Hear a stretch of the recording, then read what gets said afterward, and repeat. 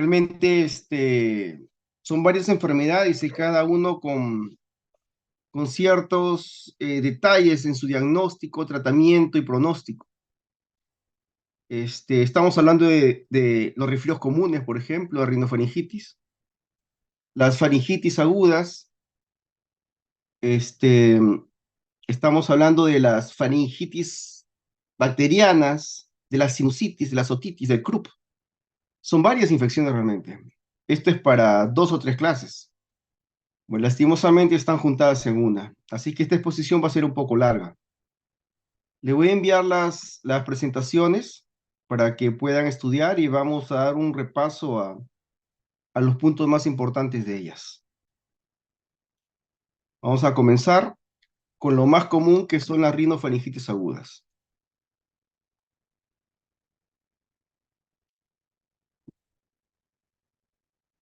Doctor, disculpe, ¿usted cree que podría poner a grabar la clase para que se quede en el aula ahorita? A ver,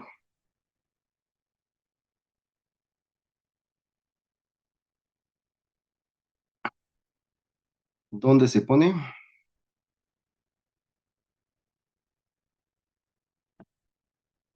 En más, En el Zoom hay un botón rojo, me parece que dice grabar. ¿en O si cuál de no, los? hay como tres puntitos y ahí puede salir grabar. Acá está, ya lo vi. Recording in progress. Ok.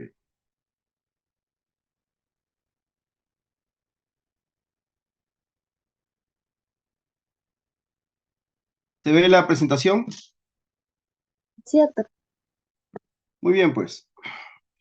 La rinofaringitis aguda son los resfríos comunes, que es lo más común que van a ver ustedes. Es lo más común, pero frecuentemente mal tratado, mal diagnosticado.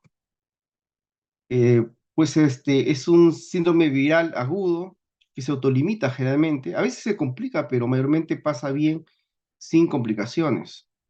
Al inflamarse la nariz, va a haber pues signos catarrales como tupidez nasal, estornudos, prurito nasal, rinorrea que al inicio suele ser hialina, luego se convierte en blanquecina y a veces llega a ponerse un poco verdosa.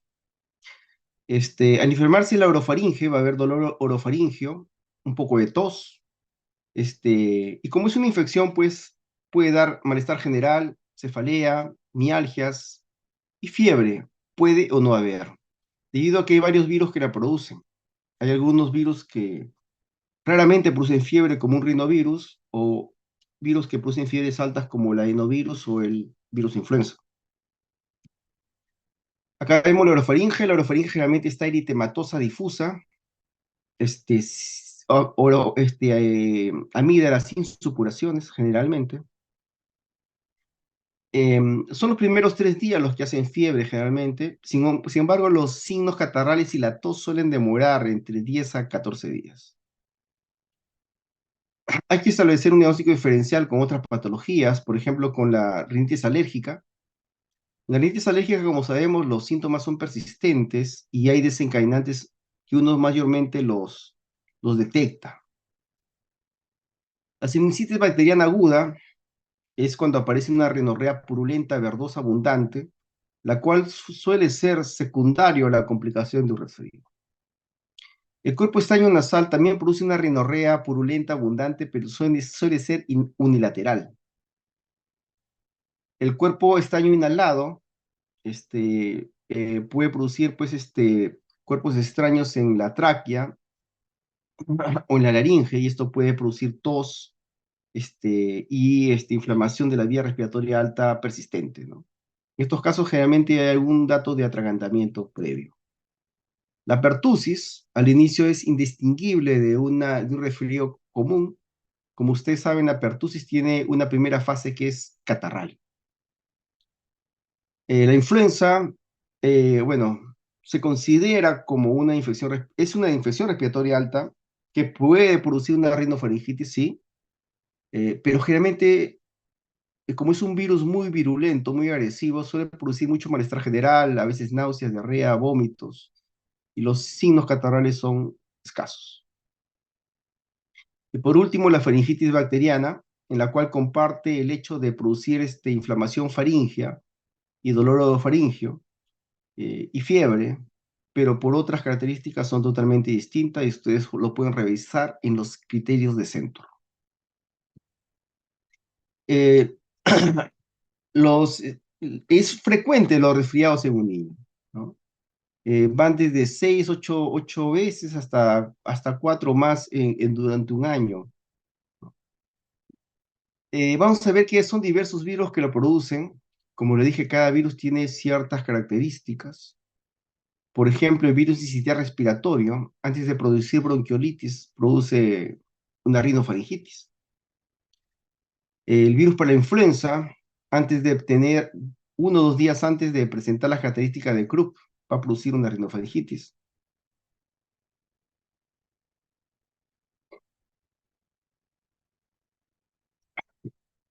La transmisión de los virus respiratorios generalmente es a través de secreciones, contacto con secreciones, a través de darse las manos, darse un beso, o a través de ciertos objetos. Por ejemplo, lapiceros, pasamanos, cucharas. Y en el ambiente hospitalario, una forma frecuente de pasar virus respiratorios es a través del oxímetro, debido a que no siempre desinfectan las manos del niño antes de hacer la saturometría, y lo cual pues es un grave problema, ¿no? Un niño a veces ingresa por un virus y luego se sigue quedando porque se contagió por otro virus que a veces es más agresivo que el que vino.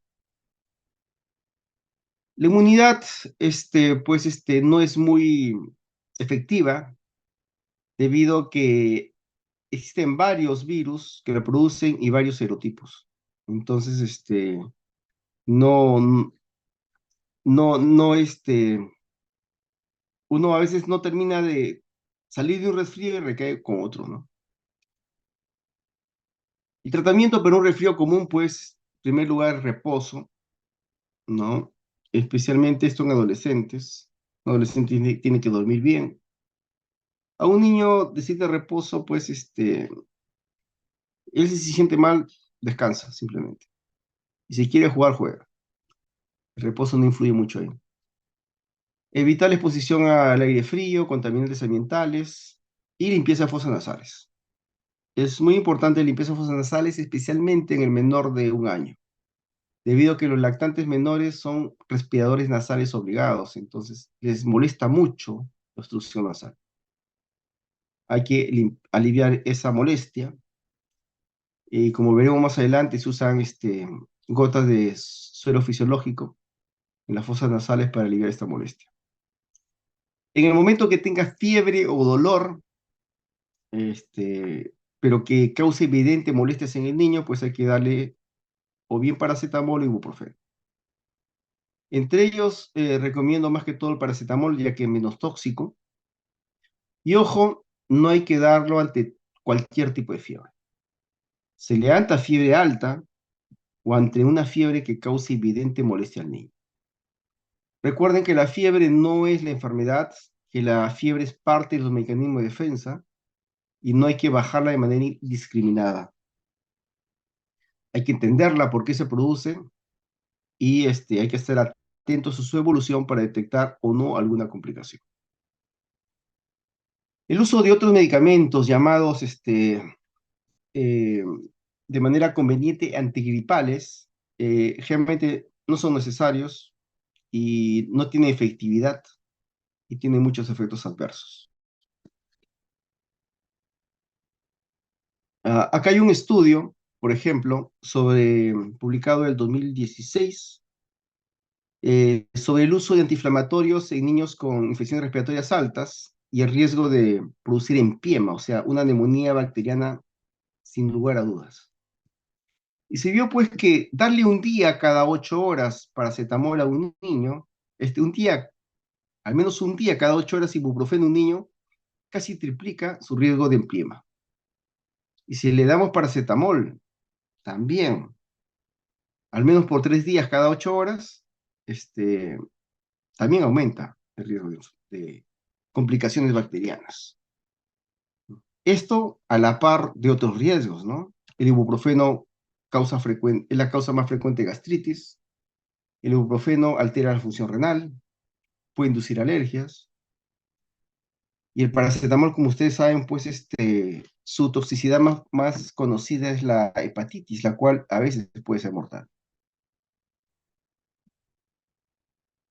El UpToDate, este, bueno, con ustedes, esta promoción es la primera clase que tengo con ustedes. Vamos a tener 5 clases a lo que queda del curso.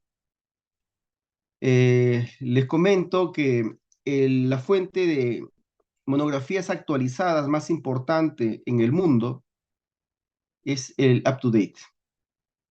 Y ustedes la tienen accesible a través del intranet de la universidad. Les aconsejo muy encarecidamente que la usen. No pueden hacer residencia o pensar que están actualizados si no la usan.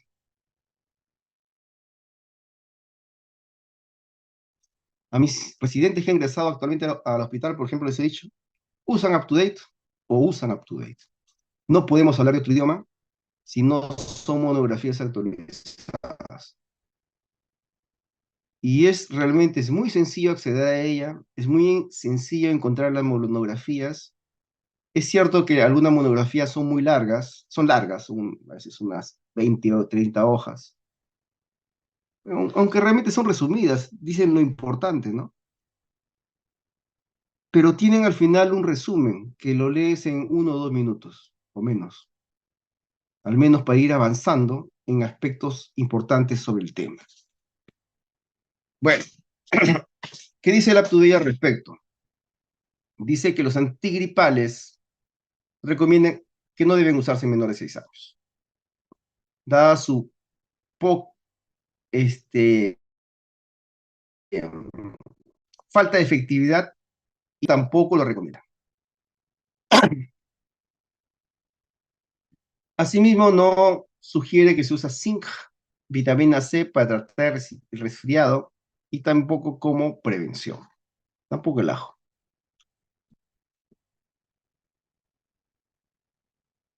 Aquí hay una lista sobre diversos antigripales que se usan.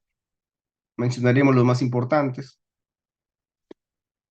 Por ejemplo, la clorfenamina, que se usa supuestamente para aliviar la rinorrea.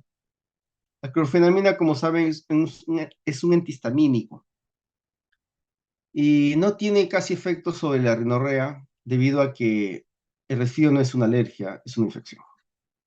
Más bien tiene claros efectos adversos, boca seca, somnolencia, irritabilidad y hasta alucinaciones. La codeína y también el dextrometorfano pueden producir depresión respiratoria y muerte. No se recomiendan. La pseudoefedrina, que a veces acompaña a la clorfenamina, un beta 2 de acción, un beta adrenérgico, un alfa adrenérgico, no tiene un efecto claro sobre la disminución de la rinorrea y más bien sí tiene claros efectos adversos que pueden llegar a la hipertensión, taquicardia, incluso convulsiones. La guaifenicina y otros expectorantes mucolíticos no han demostrado mejorar al paciente y más bien lo empeora. Inclusive pueden producir mayor obstrucción bronquial debido al aumento del volumen de la flema. Y Big Vaporú, que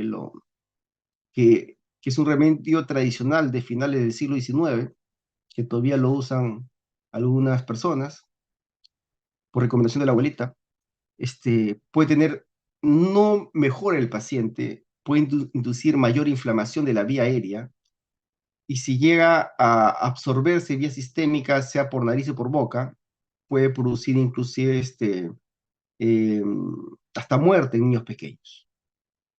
Entonces, nada de eso se recomienda. Esta es la publicación de 2017 del FDA, en la cual contraindica, prácticamente prohíbe el uso de codeína en menores de 12 años. Y en adolescentes de 12, 18 años, si son obesos o tienen apnea obstructiva, pues recomienda no hacerlo. Y solo sobre los mucolíticos, como la guaifenicina, bromexina y ambrosol, estos estimulan el nervio gástrico, eh, y promueven aumento de las secreciones respiratorias, ¿no?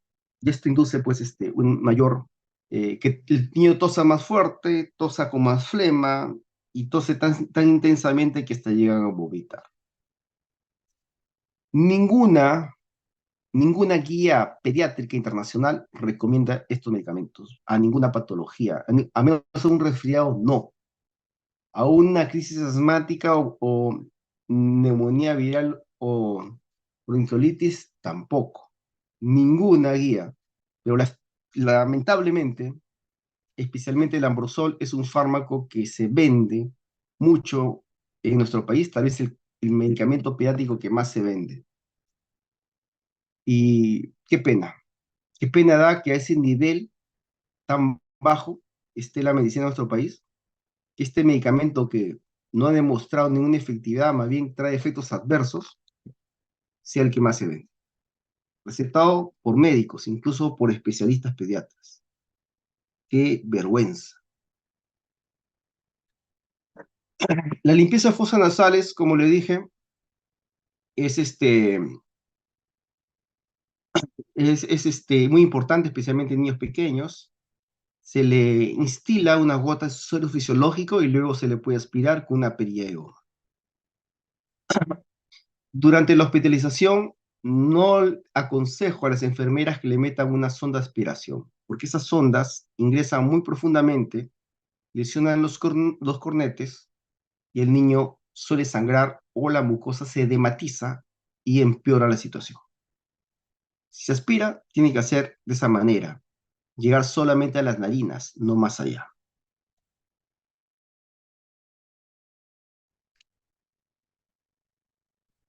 Acá hay un protocolo de cómo hacer la limpieza nasal, revísalo con cuidado, se hace con solución salina. Esta solución salina no es necesaria que la compren, se puede preparar, acá está la preparación, y es lo mismo. ¿Verdad? Me dio indignación hace un mes más o menos que pasaba visita, y una señora me dice, doctor, ayer pasó visita una doctora, usted no pasó visita, y me recetó unas gotas que he tenido para comprar para mi hija. Momento me presté, y acá están las gotas, doctor, ya le he comprado y le estoy aplicando. Entonces voy a ver qué gotas eran esas tan especiales, ¿no? Y era solución salina, agua con sal, simplemente. ¿Y dónde venden esa agua con sal? ¿De dónde viene? ¿Qué laboratorio? Dije. Y venía desde España. Desde España nos importaban un frasquito de plástico con agua con sal. Yo dije, qué absurdo puede ser el mundo que de España nos traigan agua con sal, cuando en cualquier cocina peruana lo puedes preparar y no pagar eso. Qué absurdo y qué vergonzoso, realmente por nuestra profesión, que eso ocurra. La colega se lo recetó con marca incluso.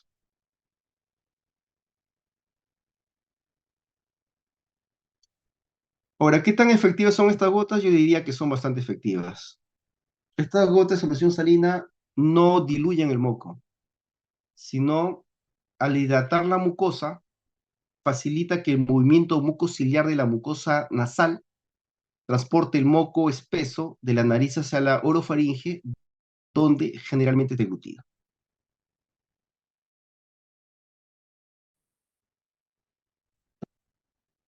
¿Qué hacemos con un niñito con resfrío común? Como le dije, limpieza de fosas nasales, paracetamol en el momento que haga fiebre o tenga dolor, y se le puede chequear en unos días por consultorio, especialmente si llega a ser fiebre más de 3 días, o los síntomas empeoran. O aparecen nuevos síntomas después de 3 o 4 días, o en todo caso, no hay una mejoría importante después de 7 días de enfermedad. Los niños no deberían faltar todo el tiempo que están resfriados. Cada resfrío un niño pequeño demora entre 10 a 14 días. Pedía mucho tiempo de educación, ya que los resfríos son realmente frecuentes en los niños. Sin fiebre y no tiene signos de alarma, sino de complicación, que vaya a su institución formadora.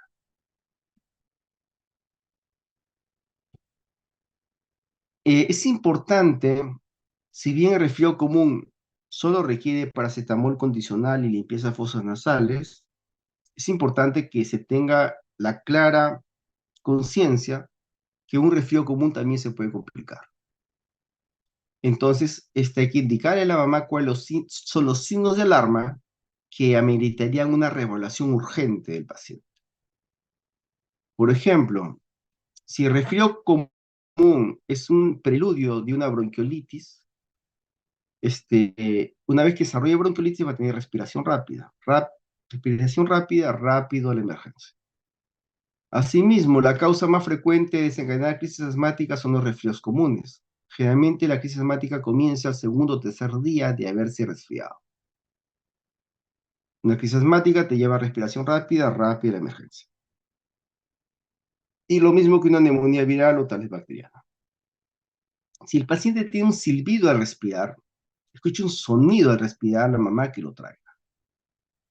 Pueden ser los sibilantes audibles de una crisis asmática, o puede ser el estridor inspiratorio de un grupo. Un resfrío común también se complica, como vamos a ver más adelante, con las otitis medias. En esos casos va a haber otalgia. Si hay otalgia, pues hay que traerlo. Los oídos duelen muy fuerte. Hay que darle un analgésico y evaluar la conveniencia o no de iniciar un tratamiento antibiótico para la otitis. Asimismo, si el virus que produce la rinofaringitis también produce encefalitis, o rinitis mesentérica o pancreatitis, va a haber vómitos repetitivos. Vómitos repetitivos también que vengan a la emergencia. Muy bien, hasta ahí, ¿alguna pregunta? Creo que no hay preguntas. A veces ustedes van a tener ciertas dudas al momento de entrevistar a los pacientes y explicarles sobre el tratamiento de un resfrío. Entonces aquí he hecho como unas preguntas y respuestas, ¿no? Las preguntas clásicas que hacen los familiares. Primero, dice la mamá: doctor, si tiene fiebre, tiene infección, ¿por qué no le indica un antibiótico? ¿Ah? Yo también pensaba eso antes de estudiar medicina. Y ustedes le tienen que responder: señora, la infección es por virus. ¿Y por qué dice que es un virus? Porque son los virus inflaman a la vez nariz y garganta. Tienen nariz inflamada, por eso tienen moco y estornudos. Y tiene la garganta inflamada porque lo acabo de ver y por eso está ronquito. Y ojo, ningún antibiótico combate los virus. Los antibióticos solo matan bacterias. Y la mamá pregunta: doctor, ¿y solo va a pasar la infección si no está haciendo nada? Usted le responde: el resfrío suele ser una infección leve, la cual casi siempre es bien controlada por nuestras defensas, es cierto. Si no, los resfríos nos hubieran matado y extinguido como especie hace tiempo. Acabamos de ver lo del COVID. La fiebre y la inflamación son parte de nuestras defensas. Y va a ir pasando conforme nos defendamos de esta infección. Pues. Casi siempre el cuerpo la controla bien. Y la mamá pregunta: doctor, ¿no le va a recetar nada para la inflamación? Porque me ha dicho que su garganta está inflamada. ¿Cómo va a estar así? Su pediatra otras veces le ha indicado ibuprofeno 3 veces al día por los primeros días. Ustedes le dirán: señora, la inflamación es parte de nuestra defensa. Si la inflamación le causa dolor, déle a su niño una dosis de paracetamol en ese momento. El ibuprofeno es más potente, es cierto, pero tiene más efectos adversos, como gastritis, daño renal y predisponer a sobreinfecciones bacterianas. Y la mamá pregunta, doctor, ¿y no le va a recetar algo para la tos? Porque está tosiendo mucho, casi no deja dormir. Y ustedes le van a responder, señora, los antitusivos y expectorantes no han demostrado mejorar al niño. Por el contrario, tienen claros efectos adversos. Por otro lado, la tos es un mecanismo de defensa y no deberíamos suprimirla. Esto favorecería la retención de flema en los pulmones. Y los mucolíticos como el ambroxol, el bendito ambroxol, bromexina y guaifenicina, aumentan la producción de flema en los pulmones y estimulan el vómito. Los niños generalmente empeoran con estos medicamentos. Y la mamá pregunta, doctor, pero mi hijo no puede expectorar. Le digo que escupa la flema y él se la traga. Y ustedes le responden, cada vez que el niño tose, la flema sale de sus pulmones y no regresa a ellos. Si el niño se la traga, va al estómago donde es digerida. Los niños pequeños generalmente no saben escupir. Para la salud del niño es igual escupir la flema que tragársela. Y a veces vienen acompañados de la tía y pregunta, doctor, al menos le va a recetar algo para los moquitos. Siempre le recetan clorfenamina y cetiricina. Y ustedes le van a responder, los antihistamínicos antialérgicos como el clorfenamina, cetiricina, loratadina y otros actúan disminuyendo la secreción nasal cuando la inflamación de la nariz es por alergia. Lo que tiene su niño es una infección viral y no una alergia. Es por ello que estos medicamentos no mejoran al niño y por el contrario tienen claros efectos adversos, como son somnolencia, irritabilidad, sequedad de boca y de ojos. Y a veces vienen con la abuelita y pregunta, doctor, ¿le puedo aplicar mentol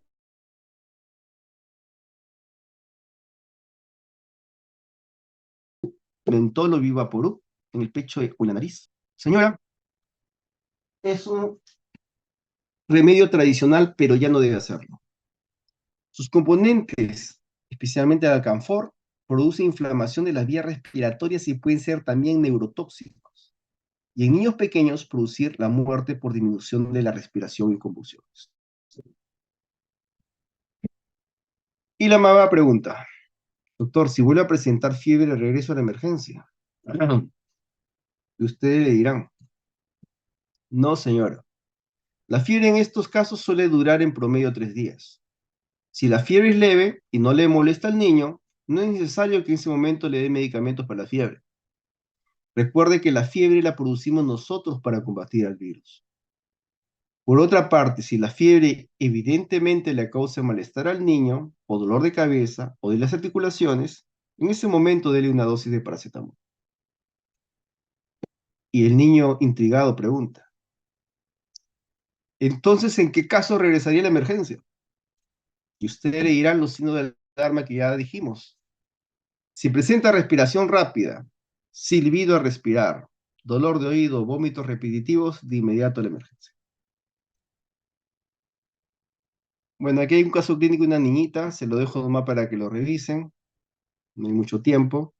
Esta es una receta habitual, vergonzosa en nuestra sociedad, que le dan amoxicilina, le dan cloroalergan, clorfenamina incluso de marca, Panadol como marca, mucosolvan compuesto, que es ambroxol más clenbuterol, creo, y antalgina, ¿no? Pésimo. ¿Qué requiere realmente una niña resfriada como esta de 2 años? Eso no. Esto es lo que requiere. Esta es la receta que puedes encontrar en el mejor consultorio pediátrico alemán, de Estados Unidos, de Japón. Esto. Paracetamol condicional a fiebre o dolor que le moleste, gotas nasales de solución salina, evitar contaminantes ambientales, un chequeo en unos días por consultorio y si hay signo de alarma, a la emergencia. No hay más. Esto es. Algunas consideraciones adicionales acá y terminamos. ¿Alguna pregunta sobre esta exposición?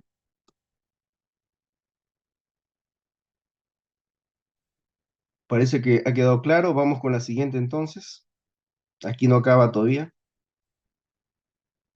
Vamos con la faringitis aguda.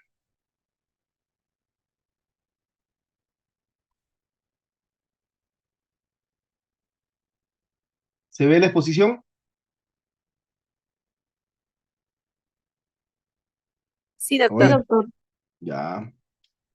Faringitis aguda puede ser una inflamación predominantemente infecciosa de la faringe y las amígdalas, como ven ahí. Pueden ser virales o bacterianas. Los virus generalmente no producen supuración bacteriana, excepto el virus de Epstein-Barr y citomegalovirus, como vamos a ver más adelante. Y entre las bacterias más frecuentes que producen faringitis está el Streptococcus pyogenes. Eh, a un poco de la fisiopatología acá.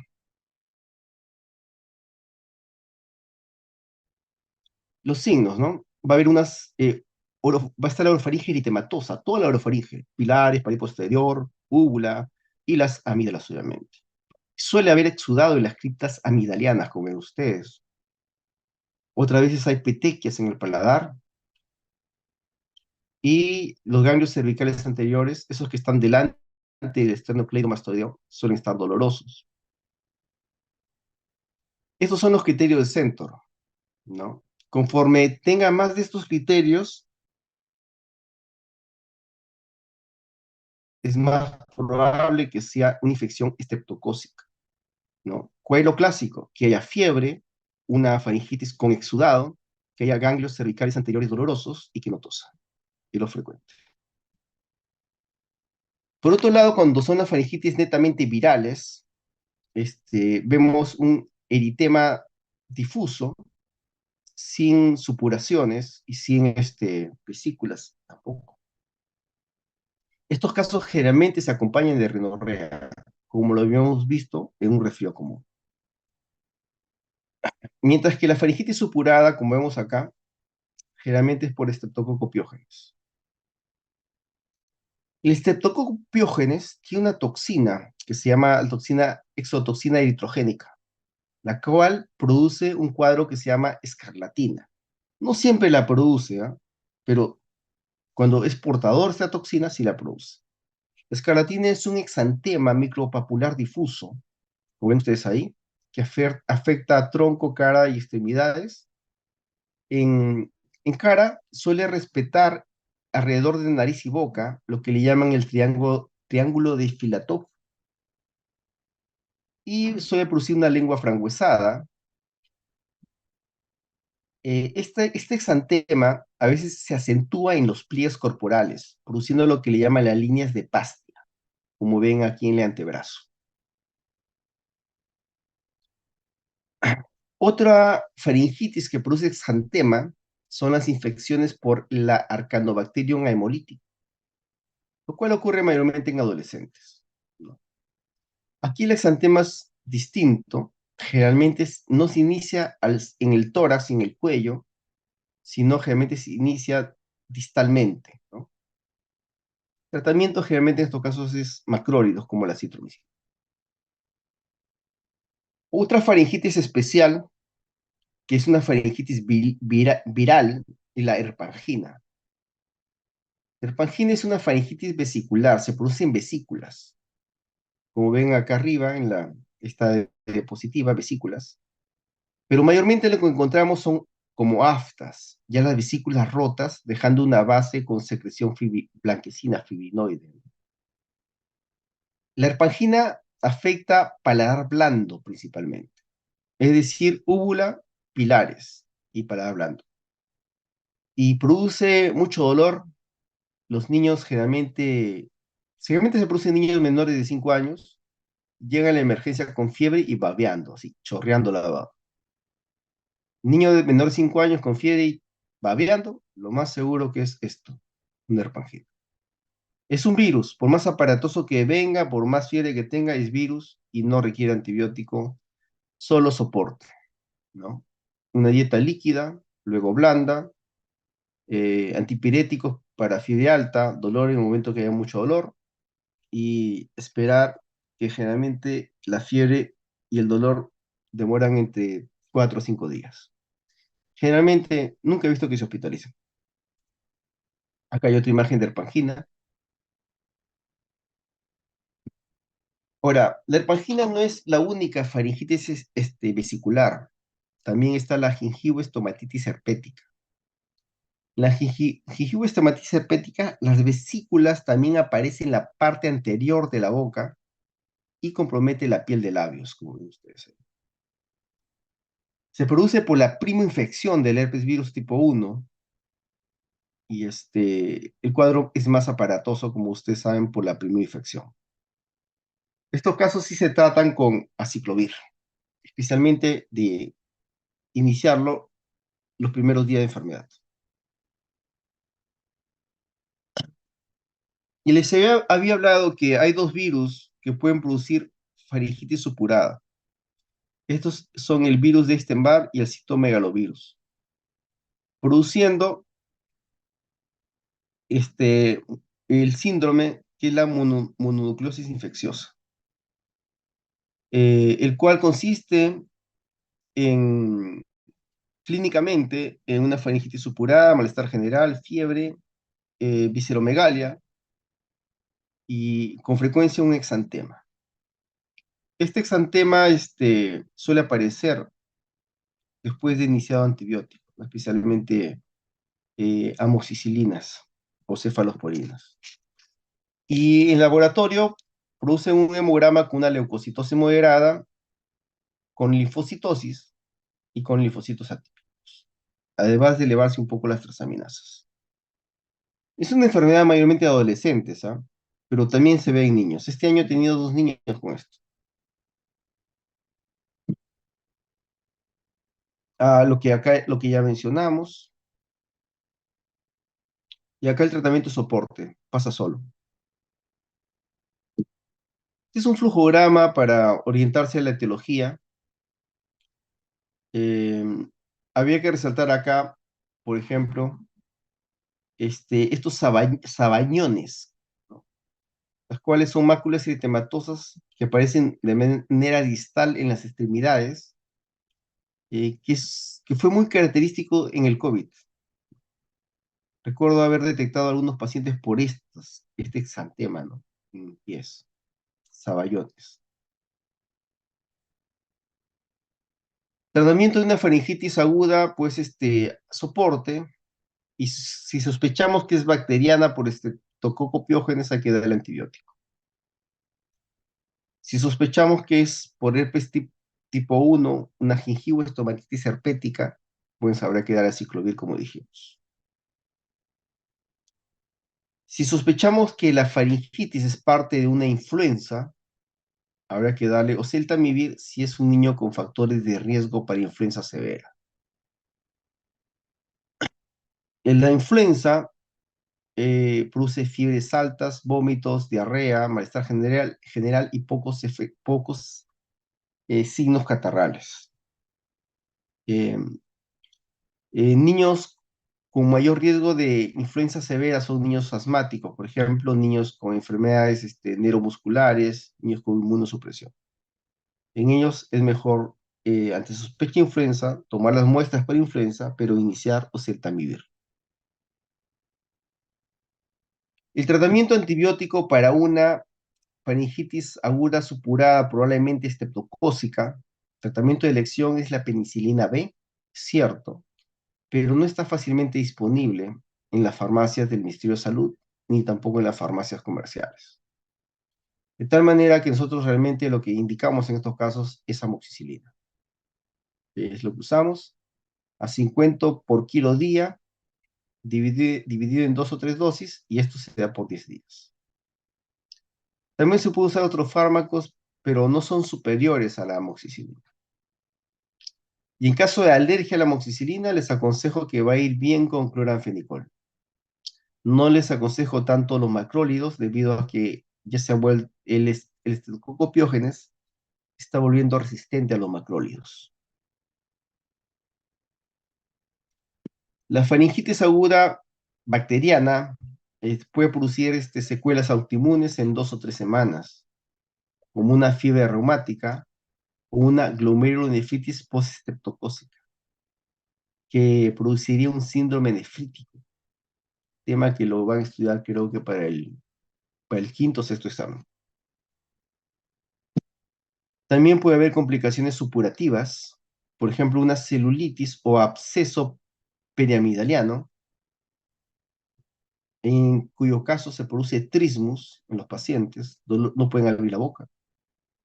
O una celulitis o absceso retrofaringio, en los cuales va a haber dolor al deglutir alimentos porque roza con el absceso, ¿no? En pared posterior. Acá vemos algunas imágenes. Estos son flemones o abscesos, ¿no? Paratonsiliares. Tratamiento que es ceftriaxona más clindamicina y se debe tomar una tomografía urgente. En caso de detectarse colecciones mayores a 2 centímetros, hay que hacer un drenaje quirúrgico, ya sea abierto o por punción. Acá otra imagen de absceso piramidaliano, ¿no? Ya lo mencionamos. Esto es urgente, puede producir muerte por asfixia, obstruir la vía aérea, o también puede extenderse la infección hacia el mediastino y producir mediastinitis. Acá otra imagen de un absceso retrofaringio, fíjense cómo abulta detrás en la faringe posterior. Y aquí hay otras imágenes más de abscesos retrofaringios. Ahora, recuerden que la presentación clásica de una faringitis aguda estreptocócica es solo fiebre.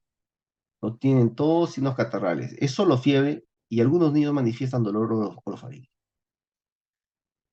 Ante un niño con fiebre, siempre vean garganta, orofaringe. Pero esa orofaringe va a tener que tener pus o estar muy inflamada para que establezcan que el origen de la fiebre es ese. Porque si no está claramente inflamada, busquen otro foco. Tal vez tiene otitis, tal vez tiene hepatitis, tal vez tiene infección urinaria u otra cosa. Muy bien, continuamos con adenoiditis. Las adenoides, como saben, son órganos linfáticos en la parte posterior superior de la nasofaringe, acá la vemos. Eh, Aumentan su tamaño generalmente hasta los 6 o 8 años, luego empiezan a atrofiarse. Y cuando aumenta mucho de tamaño, pueden producir obstrucción respiratoria. No dejan pasar el aire de la nariz a las vías respiratorias más inferiores. Y asimismo, su crecimiento puede obstruir las trompas de Eustaquio y producir otitis media recurrente. Acá vemos unas muestras médicas de adenoides hipertróficas. Estas adenoiditis se pueden infectar. Son las mismas bacterias que producen otitis media y sinusitis. Staphylococcus, neumococo, varicela catarrhalis, influenzae. Suele comenzar con una infección vírica. Las adenoiditis van a producir, como ya vimos, obstrucción entre la nariz y la orofaringe. El niño va a verse obligado a respirar por la boca. Mantener la boca abierta va a deformar la cara del niño, como una fase de pajarito. Va a tener una voz gangosa, también por obstrucción nasal. Y el presentar otitis medias recurrentes puede producir otoacusia. Hipoacusia, que diga. Y estos niños, cuando duermen, la musculatura orofaringe se relaja y como ya no puede respirar por la nariz, van a empezar a roncar, duerman roncando, o va a haber obstrucción de la vía respiratoria y puede haber apnea del sueño. Esas son las fases que le manifesté, fases adenoidea, como adormecido. ¿Y cómo se diagnostica? Se toma una radiografía de Kabum y vemos aquí la amígdala crecida, por ejemplo, para ver severidad de la obstrucción. Se considera que es grado 1 cuando la obstrucción es menos del 30% de este espacio. Si está entre 33% y 66% es grado 2 y más de un 66% grado 3. Aquí, por ejemplo, está ocupando esta distancia entre el velo del paladar y el cuerpo de los esfenoides, está ocupando más de 2/3, o sea, es un grado severo.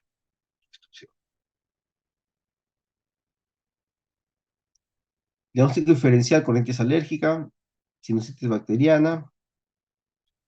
El tratamiento. Se puede establecer medidas conservadoras como tratamiento antibiótico con cefuroxima y corticoides en spray nasal por unas 6 semanas. Si con esto mejora, puede continuar solo con corticoides hasta por 6 meses. Y en ocasiones esto evita la cirugía en los pacientes, mientras que la adenoides se va atrofiando por la edad. ¿Cuándo indicamos adenoidectomía? Cuando la obstrucción es grave, es grado 3, por ejemplo,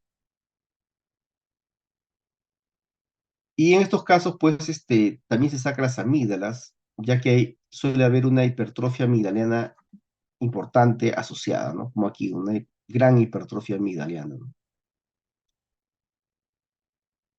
Acá están los grados de tamaño de las amígdalas. El tratamiento adenoidectomía. ¿Cuándo se hace? Cuando la obstrucción ya dijimos que es severa y cuando tiene episodios frecuentes de apnea del sueño. En estos casos, pues, hay que derivar al otorrino y para la operación, evaluar la posibilidad de operación en estos pacientes. Muy bien, ¿alguna pregunta para terminar con este punto?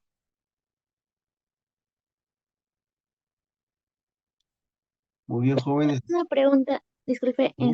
respecto al absceso periamigdaliano y retrofaringio, clínicamente es como, o sea, clínicamente solo se ve el periamigdaliano, ¿verdad? O sea, en el examen físico me refiero a nivel de la orofaringe.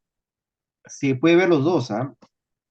Cuando ¿Cómo tú se vería más o observas, a menos ver, el un periamigdaliano, va a ver eh, la caída del pilar, del pilar afectado, de la amígdala afectada. Por ejemplo, si el absceso aparece en la amígdala izquierda, el pilar del paladar de ese lado va a estar caído y protruido. Y el niño va a tener ictrismos, va a haber dolor al tratar de abrir la boca. ¿Por qué? Porque la articulación temporomaxilar de ese lado izquierda está inflamada por continuidad con el absceso, ¿no? Entonces, si te llega un niño con trismos y ves una inflamación asimétrica, sospecha de una celulitis periamigdaliana y pide una tomografía. Ahora, ¿cómo ocurren los abscesos retrofaringios? Eh, va a ver el niño va a estar que no mejora, con dolor faringio y que le duele mucho pasar alimentos. Lo examinas con baja lenguas y vas a ver cómo hay una tumoración que protruye en pared posterior de la orofaringe. Entonces, en esos casos, igual, NPO y pides una tomografía. Y según eso se ve, pues, ¿no? Si confirma tu sospecha y se procede. Muy bien. Vamos a ver el último punto. Otitis media aguda. La otitis media aguda es una infección bacteriana al oído medio, este, la cual hay que diferenciarla de la otitis media con efusión, en la cual se retiene líquido y que no está infectado. Los factores de riesgo, generalmente un resfrío común antecede a una otitis casi siempre, y la otitis es más frecuente en el menor de año y medio. Y el hecho de asistir a guarderías, no haber recibido leche materna, es un factor predisponente. ¿Cómo diagnosticamos otitis media? Clínicamente. Esos son los 3 criterios según la Academia Americana de Pediatría. Que haya otorrea sin otitis externa, o sea, otorrea que venga de oído medio. Que haya un severo moderado severo abombamiento, protrusión de la membrana timpánica, o en todo caso un leve abombamiento de la membrana timpánica masotálgica reciente en las últimas 48 horas o intenso eritema. Como comienza con un resfrío, va a haber una etiología viral. Luego la inflamación viral va a condicionar edema del trompa de Eustaquio. Esto condiciona que se retenga líquidos en el oído medio. Y las bacterias que están colonizando la nasofaringe son las que producen la otitis media. ¿Qué bacterias son estas? Son el neumococo, Haemophilus influenzae y la Moraxella catarrhalis principalmente. Acá vemos un oído normal, su arquitectura, cómo se ve una otoscopía normal. Fíjense la inserción de martillo. Acá un poco de la fisiopatología que conversamos. Y bueno, el niño va a tener otalgia, ¿no? En niños pequeños a veces no, que no hablan, pues simplemente lloran y se agarran la oreja. Puede haber fiebre, vómito, irritabilidad. Y a la otoscopía, pues el color se vuelve de lo que es acá está, de lo que es blanco nacarado se vuelve eritematoso, de lo que es transparente se vuelve opaco, y de tener una posición neutra se protuye, como ven ustedes ahí, ¿no? Hay una clara diferencia. Acá vemos un niño que llegó a la emergencia, fíjese, con una otorrea que había de oído medio, y el eritema del tímpano por sí solo no es un buen dato para decir que tiene otitis. Tiene que haber protrusión timpánica o otorrea. ¿Por qué? Porque el eritema del tímpano puede ser producido por la maniobra de Valsalva, por lo que puja el niño, por la fiebre misma, por la misma infección respiratoria. Entonces no siempre se produce. Por ejemplo, acá vemos dos tímpanos normales, realmente son normales. En el lado izquierdo es cuando el niño no está haciendo una maniobra de Valsalva, y en el lado derecho es cuando está pujando haciendo una maniobra de Valsalva. Fíjese cómo se puede congestionar, ¿no? Falsamente. Y esto le digo por qué, porque la otoscopía es un medicamento que asusta o molesta a los niños, y los niños pequeños no entienden y empiezan a llorar. Y ese quejido que hace al llorar, pues aumenta la presión y produce esta ingurgitación en el tímpano, que no es necesariamente una inflamación. El- la disminución de la movilidad de la membrana timpánica no es un buen dato tampoco, puede ser por otras causas, y no se recomienda hacer de manera rutinaria la otoscopía neumática, como dicen. Si ustedes ven un tímpano protuido y edetematoso, hacerle la otoscopía neumática podría ser pues un acto hasta sádico, ¿no? Porque va a llorar. Tiene un punto inflamado y muy doloroso en los oídos, y uno le mete presión para ver si llora más. Ya sabes que un tímpano protuido no se va a mover, no va a tener movilidad. Hacer la otoscopía neumática es simplemente para hacer llorar al niño. No te va a ayudar si ya está protuido el oído.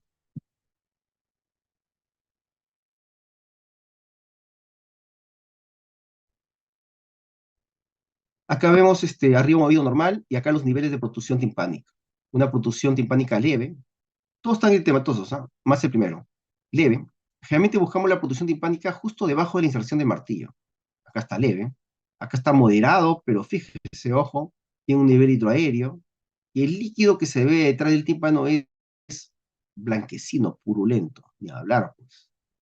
Esta es una otitis media, ¿no? Aquí ya es una otitis media severa, la protrusión es mucho mayor, parece un tambor a punto de reventar.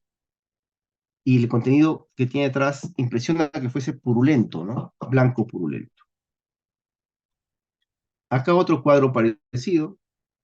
En la A, un tímpano normal, en la B una protusión timpánica leve, en la C una protusión moderada, en la D una protusión severa.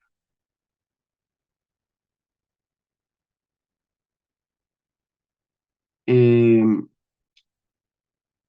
Muy bien, acá vemos pues otras imágenes de otitis media, vemos el eritema, el nivel, acá un nivel hidraéreo, por ejemplo, de secreciones, y la meningitis bulosa. Es simplemente cuando aparecen algunas ampollas en el tímpano, lo cual no tiene alguna traducción clínica importante. Solo otoscopía neumática ya le dijimos. eh, la presencia de no movilidad del tímpano puede mejorar un poco la precisión diagnóstica, pero si el oído ya está protuido, ya no es necesario hacerla. Va a causar mucho dolor. Bueno, acá hay unos videos, lastimosamente. Creo que no da tiempo para ponerlos. Ya está más de una hora. Es importante el diagnóstico lo más preciso posible de un otitis media aguda para evitar el abuso de antibióticos si es que el niño no lo requiere realmente. Eh, Sin embargo, tener en cuenta que diagnosticar la otitis media aguda en un niño pequeño suele ser difícil, ¿no? Ellos no colaboran con el examen, suelen llorar. A veces hay presencia de cerumen que no permite apreciar el tímpano. Sobre la tímpanocentesis, es un procedimiento que lo hace el otorrino. No siempre se hace pues cuando el paciente está séptico, cuando ha fallado dos esquemas terapéuticos bien dados, se hace para tomar cultivos, en pacientes inmunocomprometidos que no están yendo bien, o aquellos pacientes que ya tienen complicaciones supurativas intracraneales, tales como absceso cerebral, empiema cerebral. Para el diagnóstico diferencial, tal vez el principal diagnóstico diferencial es la otitis media con infusión, ¿no? Acá vemos unas imágenes, vemos que el tímpano no está inflamado, el tímpano no está protuido, más bien está medio retraído, hay líquido, pero este líquido no es purulento, más bien es un poquito amarillento, ¿no? Puede haber niveles, pero no. Generalmente esta otitis media con infusión aparece de manera consecutiva alguna otitis, ¿no? O y, y hay que ver en estos casos, como le digo, que no hay signos inflamatorios, no hay protusión generalmente, y este líquido no es purulento.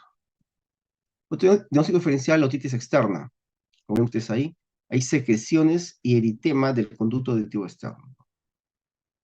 En estos casos, pues, va a haber signo del trago positivo.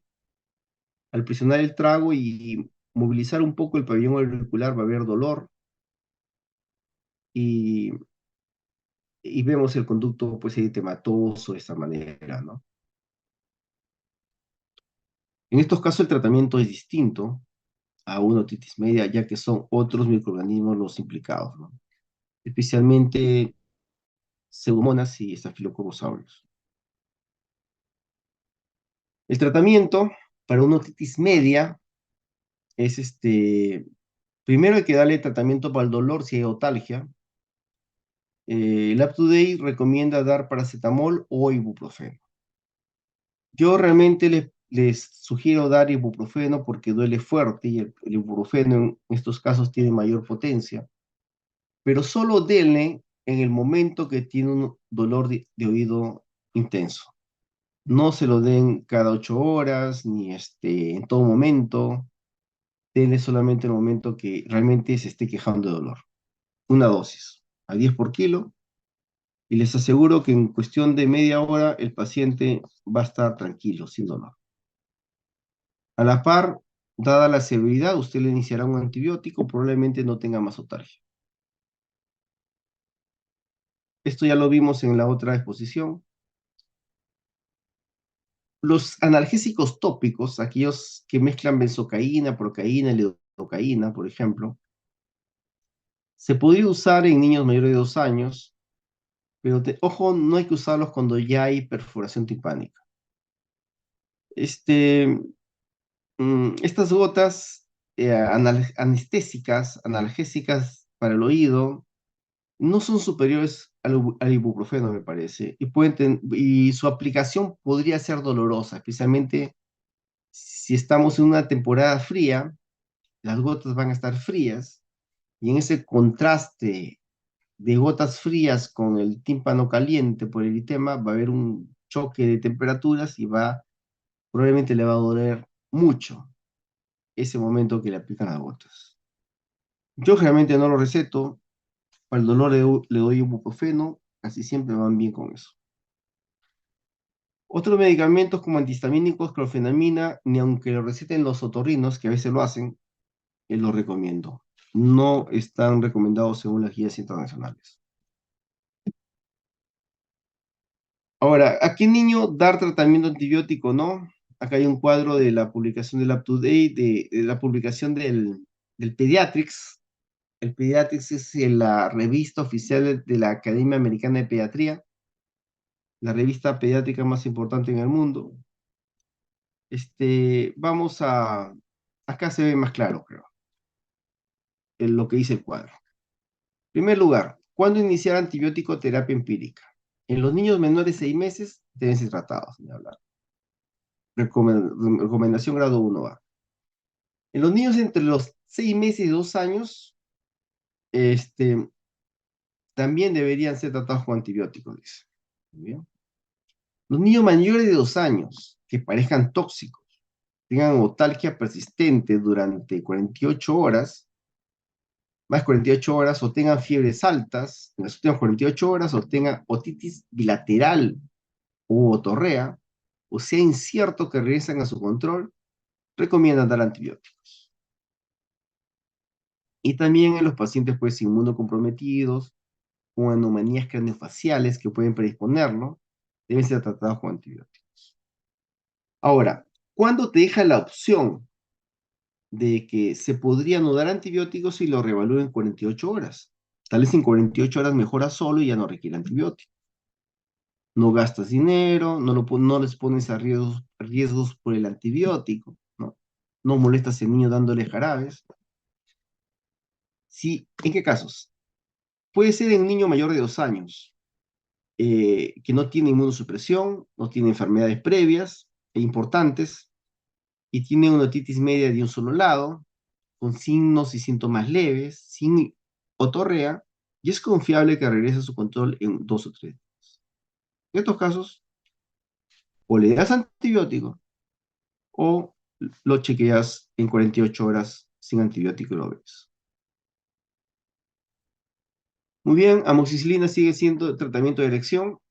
Las dosis son 80, 90 miligramos kilo día, máximo 3 gramos al día. Generalmente se divide en 2 dosis. ¿Por qué damos dosis altas acá? Porque acá el principal microbio que produce otitis media es el neumococo. El neumococo requiere dosis altas de penicilinas para funcionar. Ahora, ¿cuándo no usar amoxicilina? Y dar un paso adelante y usar, por ejemplo, amoxicilina más ácido clavulánico o cefalosporinas. Eh, por ejemplo, cuando el paciente ya recibió amoxicilina en los últimos 30 días, ¿no? Debido a que la otitis que actualmente se produce es por microbios que han sobrevivido a esa amoxicilina y han quedado colonizando su orofaringe. En caso que la otitis se presente junto con conjuntivitis purulenta, también, porque en estos casos generalmente son infecciones por Haemophilus influenzae, el cual produce beta-lactamasas, ¿no? Entonces la amoxicilina no va a ser suficiente, sola al menos. Muy bien. Si hay fallo al tratamiento,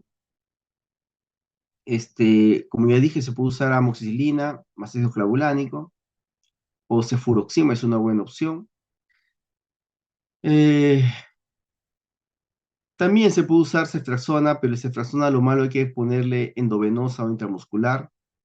Eso a veces lo tomamos en cuenta en pacientes ya hospitalizados que tienen vía. No les aconsejo usar ceftriaxona intramuscular ya que es muy doloroso, ¿no? Alguna vez pónganse para que sepan lo doloroso que es. Y si es alérgico a las penicilinas, la Academia Americana de Pediatría dice que se puede usar cefalosporinas de segunda o tercera generación, pero no las de tipo, no las de primera. Y Lab Today dice que no hay que ser tan arriesgados porque puede haber una reacción cruzada entre penicilinas y cefalosporinas y es mejor usar macrolides o clindamicina.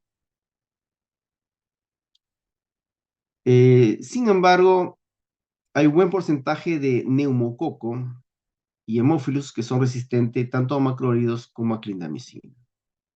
Entonces yo les aconsejo en nuestro medio que está autorizado a usar cloranfenicol en caso de alergias a penicilinas y tengan necesidad de usar en una otitis, de un niño alérgico a penicilinas, usen cloranfenicol. No. Acá, por ejemplo, tenemos neumococo, un estudio publicado en 2016. Acá vemos, por ejemplo, que hay una alta resistencia que, a ver, ¿dónde están? Ajá, que antes de la vacuna contra el neumococo, la eritromicina era sensible hay una resistencia solo del 12% al neumococo, del macrólido. Y en la hora post-antibiótica, la hora actual, la resistencia ha aumentado a más del 50%, 64%. No conviene. Y esto es susceptibilidad para neumococo, el 2016 también. Fíjense que la sensibilidad solamente es 26% para eritromicina, pero para el cloranfenicol es 100%. El cloranfenicol va muy bien para el neumococo. Y para Haemophilus influenzae, cloranfenicol sensibilidad 100% también. Una muy buena opción. Bueno, esto es un poco lo que ya conversamos sobre los antibióticos. La duración del tratamiento va de 5 a 10 días según severidad y según edad del niño. Mientras más severo, más días. Mientras tenga menos edad, son más días. Si hay otitis media recurrente, pues en estos casos hay que derivar al otorrino y generalmente en estos casos le ponen tubos de ventilación, pero evitar la otitis media recurrente que puede llevarle pues a una hipoacusia del paciente. ¿Qué complicaciones tiene otitis media? Pues pérdida auditiva, como hemos dicho, disfunción vestibular, perfusión timpánica, una que es grave es la mastoiditis, ¿no? Infección de la mastoides, y raramente puede haber complicaciones intracraneales como meningitis, absceso epidural, absceso cerebral, trombosis del seno cavernoso, empiema subdural y otros. Esta es una mastoiditis, por ejemplo, ¿ven? ¿Ven el eritema retroauricular? Entonces, cuando yo doy de alta a un niño con otitis media, le digo, ¿no? Señora, tome este tratamiento, lo chequeamos en 3 días, pero si en algún momento en estos días usted ve dolor y enrojecimiento detrás de la oreja, de inmediato me lo trae de emergencia. En esos casos hay que poner antibióticos por la vena y hospitalizar. Y obviamente pedir una tomografía. Bueno, la prevención, lactancia materna, evitar biberón, vacunaciones, y eso es todo en esta larga clase de 5 patologías. Muy bien, jóvenes, disculpen lo prolongado y tedioso. ¿Alguna pregunta para terminar?